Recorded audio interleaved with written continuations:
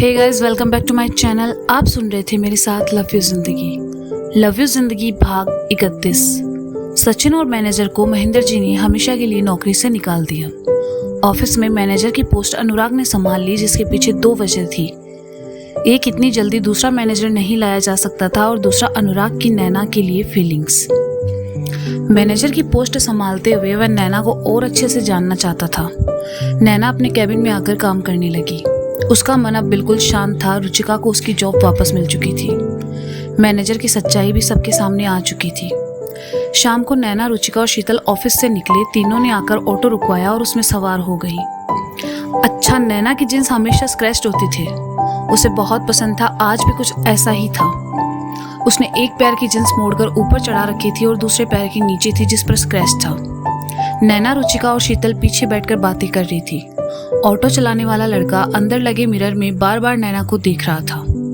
नैना को इसका ख्याल नहीं था। वह अपनी बातों में मस्त थी। उसकी शर्ट का ऊपर का बटन भी खुला था, जिससे उसके क्लीवेज साफ नजर आ रहे थे।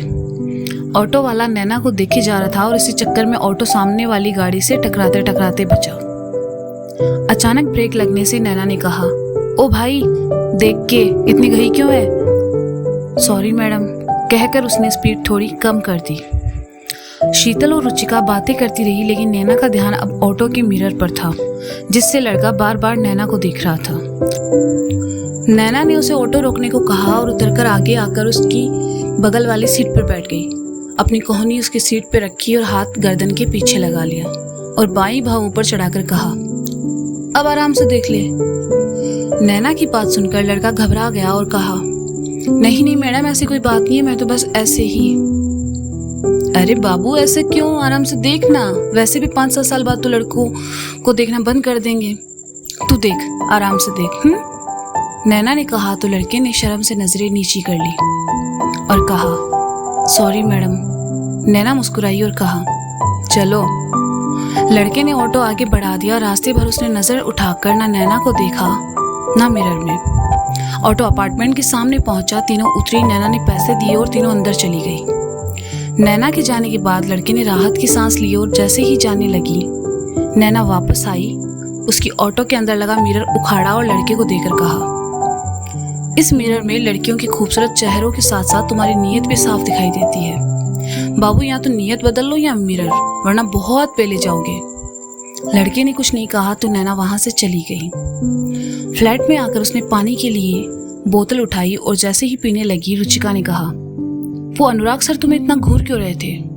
नैना के मुंह में पानी भरा हुआ था, वो बाहर आ गिरा। उसने हैरानी से रुचिका की ओर देखा और कहा, ये लौंडे लपाटों के झमेले से ना दूर रखो तुम मुझे। मैं तो दूर ही हूँ, पर जिस तरह वो तुम्हें देख रहा था, मुझे नहीं लगता वो तुमसे दूर होगा। रुचिका ने नैना को छेड़ते हुए कहा तो नैना ने बोतल का पानी रुचिका पर उड़ेल दिया और कहा, एंजॉय। ए नैना, ये क्या किया? तुमने तो मेरे पूरे कपड़े खराब कर दिए। रुचिका ने खुद को साफ करते हुए कहा और सोफे पर आकर बैठ गई। तब तक शीतल भी कपड़े बदलकर आ गई थी और रुचिका के बगल में बैठते हुए कहा, ये तो आज तक मुझे भी नहीं समझ में आया कि इस लड़कों से क्या प्रॉब्लम है। नैना ने दोनों को देखा और फिर कहने लगी, प्रॉब्लम मुझे लड़कों से नहीं है, पर कोई तो होना चाहिए ना जो तुम्हारे जैसा हो, जो तुम्हारे मूड स्विंग झेल सके। जितना हरामीपन मुझ में है, उसका 10% तो सामने वाले बंदे में होना चाहिए ना। जो मेरी प्यार भरी बातों के बजाय मेरी जाहिर जबान सुनने में विश्वास रखता हो, जो एक दोस्त की तरह मेरी प्रॉब्लम सुने, एक बाप की तरह मुझे प्रोटेक्ट करे, माँ की तरह मेरा ख्याल रखे, जो मेरी खूबियों के साथ साथ मेरी कमियों को भी एक्सेप्ट करना सीखे, जो मुझे कभी बदलने की बात ना करे, जो मेरे साथ जिंदगी जीने में विश्वास रखता हो, जिंदगी काटने में नहीं। ऐसा नहीं है कि मुझे किसी पर क्रश नहीं होता या कोई मुझे अच्छा नहीं लगता, लेकिन हर चोमू लड़के के साथ रिलेशनशिप वाला भसड़ मुझे नहीं चाहिए। 24 घंटे होते नहीं है मिले हुए कि प्यार हो जाता है इन्हें, इसके बाद बाबू बेबी बाबू करके आधी जिंदगी झंड कर लो इनके साथ। रोमांटिक फिल्में देख देख के इनका दिमाग इतना डैमेज हो जाता है कि इनको लगता है असल जिंदगी में भी ऐसा ही होता है, और ये सामने वाले बंदे की जिंदगी हराम कर देते हैं। और क्या है ये, बाबू तुमने खाना खाया? मतलब ये नहीं पूछेंगे तब तक बाबू मेरा मतलब खाना नहीं खाएगा। हाँ, बाबू तो पागल है, खाना थोड़ी खाता है, तुम्हारे प्यार के भरोसे जिंदा है। 1 महीने से ज्यादा साला इनका रिलेशनशिप नहीं टिकता। अरे इससे ज्यादा तो मेरे रिश्तेदार टिक जाते हैं मेरे घर में, और अगर रिलेशनशिप टिक भी गया तो इन्हें चाहिए सेक्स। इसके इतना क्या तुम्हारे हार्मोन उबाल मारते हैं कि साले शादी तक रुक नहीं पाते तुम? लड़की मिली नहीं कि टूट पड़ो उस पर। अब लड़की खुशी खुशी तो हाँ कहेगी नहीं, तो इनके पास भी एक हथियार होता है, भरोसा। ये एक वर्ड तुम्हारे सारे उसूलों की माँ बहन एक कर देता है। लड़के ने कह दिया, बेबी तुम्हें मुझ पर भरोसा नहीं है, बेबी तुम मुझसे प्यार नहीं करती। बस यहाँ आकर उनकी आंखों पर विश्वास नाम की पट्टी बन जाती है और फिर वो बैठकर रोती है। कुछ लड़कों को छोड़कर बाकी लड़कों को इस बात से कोई फर्क नहीं पड़ता, क्योंकि उन्हें पता होता है कि प्यार के नाम पर भरोसा करने वाली हजारों मिल जाएंगी। बाकी लड़कियां बैठकर खुद की वर्जिनिटी का रोना रोए। मतलब ऐसा क्या हो जाता है कि उस एक इंसान के लिए पूरी दुनिया को भूल जाते हो तुम लोग। माना कि प्यार अंधा है, पर तुम तो देख सकते हो ना। एक इंसान तुम्हारी जिंदगी को इतना कंट्रोल कर लेता है कि तुम्हें जिंदगी कैसे बितानी है ये भी वही डिसाइड करता है। किसी एक शख्स की इतनी आदत लगा लेते हो कि उसके बिना रहना तुम्हें नामुमकिन लगता है। उस पर सबसे बड़ा डर ये कि वो छोड़ के ना चला जाए। भले वो तुम्हें मारे पीटे, गालियां दे, बदतमीजी करे, तुम्हारा जीना हराम कर दे, लेकिन तुम्हें रहना उसी के साथ है। एक इंसान को खोने के डर से ना जाने कितनी बार तुम अपने सेल्फ रिस्पेक्ट की माँ बहनें करते हो। प्यार करने की हिम्मत है तुम में, लेकिन जब उसी प्यार को छोड़ने की बात आती है तो तुम्हें मौत आ जाती है। साला ऐसे प्यार से तो ना इंसान सिंगल अच्छा है। नैना एक सांस में सब कह गई। उसकी सांस फूलने लगी। शीतल ने पानी की दूसरी बोतल बढ़ा दी। नैना ने ढक्कन खोला और एक घूंट पीकर गला तर किया। तभी रुचिका ने कहा, ठीक है समझ आ गई तेरी बात, लेकिन रिश्तेदार, उनसे क्या परेशानी है? उन्होंने क्या बिगाड़ा तुम्हारा? रुचिका की बात सुनकर नैना का मुंह ऐसे बन गया जैसे लजीज बिरयानी खाते हुए मुंह में इलायची आ गई हो। उसने कहा, अरे रे, ये किसका नाम ले लिया तुमने? जिंदगी में सारी भसड़ की जड़ी ये रिश्तेदार है। तुम्हारे पैदा होने से लेकर तुम्हारे मरने तक ये सांप बनके तुम्हारे सर पर ही मंडराते हैं। इनका ना एक देश होना चाहिए जिसका नाम होना चाहिए उंगलीपुर, क्योंकि इनको दूसरों की जिंदगी में उंगली करने की इतनी आदत है कि पूछो मत। खाने से लेकर हमारे कमरे की दीवारों का रंग तक इन्हें जानना रहता है। ये हमारी पर्सनल लाइफ में इतना घुस चुके होते हैं कि हमारी लाइफ हमारी ना होकर इनकी हो जाती है। तुम तो पतली हो गई हो, खाती पीती नहीं हो क्या? किस बात की टेंशन है तुम्हें? टेंशन ये है कि तुम लोगों का मुंह कैसे बंद करूं। जब तक घर आएंगे तो ऐसे लेक्चर देंगे जैसे इनकी खुद की औलादे वर्ल्ड बैंक में मैनेजर लगी हो। अरे मेरी लाइफ है, कर लूंगी मैं जो करना होगा, लेकिन नहीं, जब तक ये आपको जज ना करे इन्हें सुकून कहाँ मिलता है। आधी जिंदगी तो इनके सवालों के जवाब देते देते निकल जाती है। उस पर ये सवाल कि बेटा शादी क्यों नहीं करती, इतनी बड़ी हो गई हो, तुम्हारी उम्र में 4-4 बच्चों की माँ बन गई थी मैं। अरे बन गई होगी माँ तो मैं क्या करूँ? मार्क्स से लेके शादी तक की टेंशन ये लेकर चलते हैं। किसकी बेटी किसके साथ बाइक पर जा रही है, किसका लड़का कहाँ सिगरेट फूंक रहा है, किसके घर में क्या प्रॉब्लम है, किसकी बीवी किस पर लाइन मार रही है, किसके पति का अफेयर कहाँ है, इन हरामखोरों को सब पता रहता है। ये इनकी फेवरेट हॉबी है जो कभी नहीं बदलती। एक्टिंग में तो बॉलीवुड वालों को भी पीछे छोड़ देंगे ये। अरे बेटा खुश रहो, तरक्की करो, और साला जब तरक्की करने लगो तो इनकी जलने लगती है। इनका जन्म ही हमारी जिंदगी में भसड़ मचाने के लिए हुआ और ये तब तक चलेगी जब तक हम हैं, इसलिए सहते रहो। कहकर नैना चुप हो गई। रुचिका कुछ देर उसे देखती रही और फिर मासूमियत से कहा, ये शादी कब करोगी वाला सवाल मुझसे भी पूछा था। नैना ने उसकी ओर देखा और कहा, हाँ तो तुम दूसरी दुनिया से तो हो नहीं जो तुमसे नहीं पूछा जाएगा। मैं बता रही हूँ रुचि, उनके कहे पर चलोगी ना तो जिंदगी के एल लग जाने हैं, और उस पर भी उनका यही रिएक्शन होगा, जिंदगी के असली मजे तो तुम ले रही हो। नैना का सारा मूड खराब हो चुका था। आज से पहले वह शायद कभी इतना बोली हो। वह किचन में गई और अपने लिए चाय बनाने लगी। शीतल खामोशी से सोफे पर बैठे शून्य में ताक रही थी। नैना ने जो बात कही वे बातें कहीं ना कहीं शीतल की जिंदगी से जुड़ी थी। राज और शीतल का रिश्ता नैना की बातों में साफ झलक रहा था। रुचिका उठकर खामोशी से अपने कमरे में चली गई और नैना चाय लेकर बालकनी में आ खड़ी हुई। उसका दिमाग अचानक से बहुत सी बातों में उलझ गया।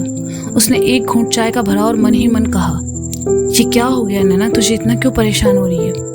वैसे भी सब ठीक हो चुका है, लाइफ पहले जैसी हो गई है। लड़के पसंद करते हैं तो इसमें गलत क्या है? उफ, आई नीड टू स्लीप। कहते हुए नैना ने चाय खत्म की और अपने कमरे में जाकर लेट गई। कुछ अंधेरा हो चुका था। रुचिका अपने लैपटॉप पर काम कर रही थी और शीतल किचन में खाना बनाने की तैयारी कर रही थी। तभी बेल बजी। रुचिका ने उठना चाहा तो शीतल ने इशारा करके उसे रोक दिया और खुद आकर दरवाजा खोला। सामने सार्थक खड़ा था। उसके हाथ में कुछ बर्तन थे जो प्लेटों से ढके हुए थे।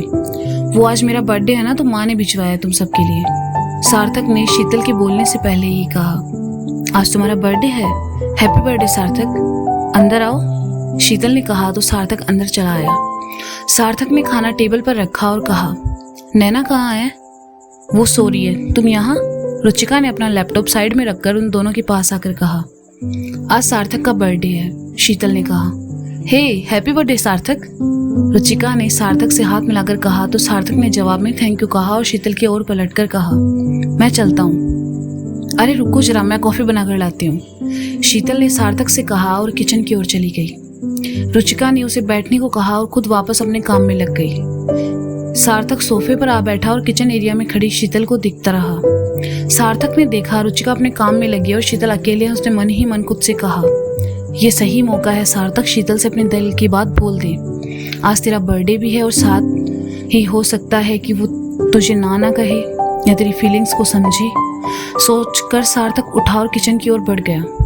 शीतल कप में कॉफी छान रही थी। सार्थक उसके बिल्कुल पीछे ही खड़ा था। जैसे ही उसने शीतल से कहने के लिए अपना हाथ आगे बढ़ाया, शीतल कॉफी का कप उठाए पलट गई और सार्थक से जा टकराई।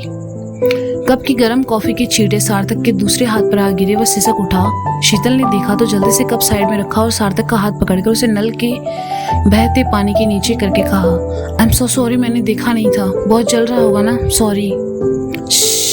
इट्स ओके, शीतल को परेशान देखकर सार्थक ने कहा। लेकिन शीतल के चेहरे का दर्द कम नहीं हुआ और उसने सार्थक के हाथ को पानी से बाहर निकालकर अपने दुपट्टे से पोंछते हुए कहा, तुम चलो मैं दवा लगा देती हूँ। सार्थक का हाथ पकड़े हुए शीतल आगे बढ़ गई और सार्थक बदहवास सा उसके पीछे चल पड़ा। शीतल ने टेबल पर रखी ऑइंटमेंट लेकर सार्थक के हाथ पर लगाई और फूंक मारते हुए कहा, सॉरी। अरे बाबा इट्स ओके, जरासी तो है, ठीक हो जाएगा, सार्थक ने कहा तो शीतल थोड़ा नॉर्मल हुई। वह सार्थक का हाथ अपने हाथों में थामे उस पर फूंक मारती रही। कुछ दूर बैठी रुचिका उन दोनों को देखकर मन ही मन मुस्कुरा रही थी। सार्थक की नजर रुचिका पर पड़ी तो सार्थक ने अपना हाथ शीतल के हाथ से छुड़ाकर कहा, अरे शीतल ठीक है, कॉफी ठंडी हो जाएगी। हाँ सॉरी, मैं लेकर आती हूँ, तुम बैठो। शीतल ने सार्थक को बैठने को कहा और सार्थक आकर रुचिका के पास बैठ गया। सार्थक ने कॉफी पी। तब तक नैना भी उठकर आंखें मसलते हुए बाहर आई और सार्थक को देखकर कहा, तुम यहाँ?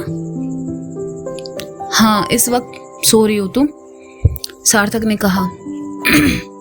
क्यों इस वक्त सोना मना है? रुचिका ने की बगल में बैठते हुए नैना ने कहा। क्यों इस वक्त सोना मना है? नैना ने रुचिका के बगल में बैठते हुए कहा और रुचिका के हाथ से कप लेकर एक सिप पीकर कहा, यक, कैसे पीते हो तुम लोग इसे? जैसे तुम चाय पीती हो, शीतल ने कहा। चाय को कॉफी से कंपेयर मत करो, चाय सांवली है और कॉफी गोरी चिट्टी, नैना ने कहा तो सार्थक बोल पड़ा, तो क्या हुआ? बाबू गोरे ना कल अपने थे ना आज अपने हैं। कॉफी के कितने नाम है? Blackberry, black coffee, chocolate coffee, dalgona coffee और भी न जाने क्या क्या, लेकिन चाय सिर्फ एक है, नैना ने कहा तो सब उसे हैरानी से देखने लगे और रुचिका ने कहा, इन मैडम का बस चले ना तो ये चाय पे पूरी किताब लिखते। चाय है तो जहान है। अच्छा सार्थक, तूने बताया नहीं यहाँ क्या कर रहा है? नैना ने कहा तो सार्थक से पहले रुचिका बोल पड़ी, आज इसका बर्थडे है और हम सबके लिए डिनर लेकर आया। हैप्पी बर्थडे ब्रो, चल काटते हैं, नैना ने उठते हुए कहा। क्या? तीनों ने एक साथ आश्चर्य से कहा तो नैना ने सिर पीट कर कहा, अबे मोहब्बत के मारो, केक काटने की बात कर रही हूँ मैं, केक। ओ, तीनों ने एक साथ फिर कहा तो नैना बड़बड़ाई, तुमने सोचा है वो तो तुम सबका कट ही रहा है। तुमने कुछ कहा? शीतल ने कहा तो नैना ने वहां से टेबल की ओर बढ़ते हुए कहा, मैंने तो कुछ नहीं कहा, तुम लोग रुको, मैं अपार्टमेंट के सामने वाली बेकरी से केक लेकर आती हूँ। कहते हुए नैना चली गई। लिफ्ट में आकर उसने नीचे वाला जाने वाला बटन दबा दिया। नैना ने शॉर्ट्स और टी शर्ट पहना हुआ था और पैरों में स्लीपर, बाल खुले थे आज उसके। वह बेकरी पर आई और एक केक देने को कहा। दुकान वाले ने नैना को देखा तो नजर उसके गोरे पैरों पर चली गई और उसने पैरों को देखते हुए कहा, यही खाओगे या पैक करके दूं? अंकल पैरों को नहीं, केक को पैक करना है, कर दो जरा। नैना ने झिड़का तो उसने नैना के पैरों से नजर हटाई और केक पैक करके दे दिया। नैना ने पैसे दिए और वापस अपार्टमेंट में चली आई। आते हुए उसे शुभ दिखा तो उसने शुभ को अपने पास बुलाया, लेकिन शुभ तो नैना को देखते ही वहां से छूमंतर हो गया। नैना ने मन ही मन कहा, अजीब चूतिया इंसान है। नैना केक लेकर फ्लैट में आई और टेबल पर रखा। रुचिका, शीतल, सार्थक तीनों वहां आ गए। सार्थक ने केक काटा, सबसे पहले नैना को खिलाया, फिर रुचिका को और आखिर में शीतल को। सार्थक पहली बार उसे अपने हाथ से खिला रहा था तो उसे बहुत अच्छा लग रहा था। शीतल ने भी एक टुकड़ा उठाकर सार्थक को खिलाया और बाकी हाथ में बचा था वो उसके गाल पर लगा दिया। उसके बाद तो जैसे सब में होड़ हो गई। उन चारों ने केक खाया कम और एक दूसरे को ज्यादा लगाया। चारों यहाँ से वहाँ भाग रहे थे, खुश थे, एक पल के लिए अपनी अपनी परेशानियां भूल चुके थे। नैना का फोन बजने लगा तो वह बालकनी में आ गई। रुचिका मुंह धोकर सबके लिए खाना लगाने लगी। शीतल वॉश बेसिन के पास आई तो सार्थक भी चला आया। शीतल ने अपने चेहरे और हाथों पर लगाया केक हटाया और साइड में हो गई। सार्थक भी अपना मुंह धोने लगा। मुंह धोकर वह जैसे ही शीतल की ओर पलटा, उसने नजर शीतल की बालों पर गई। आंखों से ऊपर थोड़ा सा केक अभी भी लगा था। सार्थक ने अपने हाथ से उसे हटा दिया। दोनों की नजरें मिली और दोनों एक दूसरे की आंखों में झांकने लगे। रुचिका खाने की प्लेटें हाथ में पकड़े दोनों को देख रही थी। नैना भी उसके पास आई और कंधे पर अपनी कोहनी टिकाकर शीतल और सार्थक को देखते हुए कहा, ऊपर वाले ने कितनी फुर्सत से बनाया ना दोनों को। नैना, रुचिका ने कहा। क्या तुम भी वही देख रही हो जो मैं देख रही हूँ? रुचिका की नजर अभी भी उन दोनों पर थी।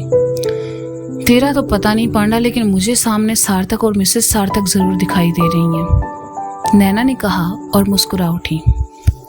तो गाइस, ये था लव यू जिंदगी भाग 31। इसका अगला भाग आप जल्दी सुनेंगे मेरे चैनल पर। तब तक के लिए शुक्रिया, गुड बाय एंड अपना ख्याल